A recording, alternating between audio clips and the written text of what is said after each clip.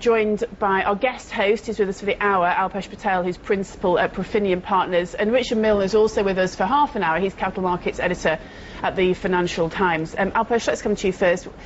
On the contagion angle to this story, how concerned should investors be about the extent to which this spreads across the Middle East?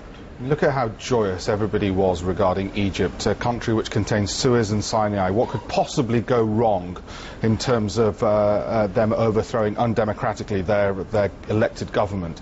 How worried should we be about contagion? Fortunately, not too much.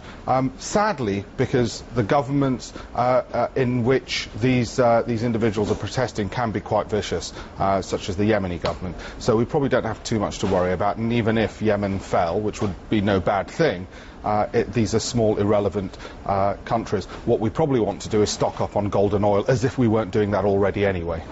Isn't there, though, I mean, you say they're small, irrelevant countries, but these are countries where we also see a huge amount of growth in the population. Everyone's talking about the reasons that these protests have started in the first place is lack of opportunity for young people, potentially in the future, huge amounts of unemployment. Surely if these kind of spread of revolution creates more opportunities in these countries, and that could in the long term be a good thing for the whole of the global economy. The populations are minuscule, and you're right, they're unemployed, so they're not exactly making any difference to global growth anyway. I'm talking purely in terms of economics. Then they would make a difference to global growth, surely. Minuscule. How many people are we talking about in Bahrain? A couple of million.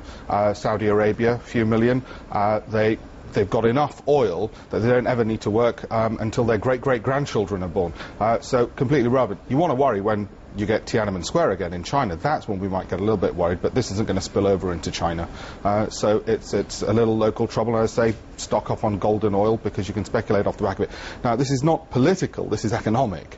Politically, I wish them well with their move towards democracy and greater freedom and liberalisation, and I hope they do create jobs and employment for their youth, because it would be the right thing to do. They're not benevolent dictators in the way you have, say, in the UAE, where you do have benevolent dictators, where the people are a lot happier.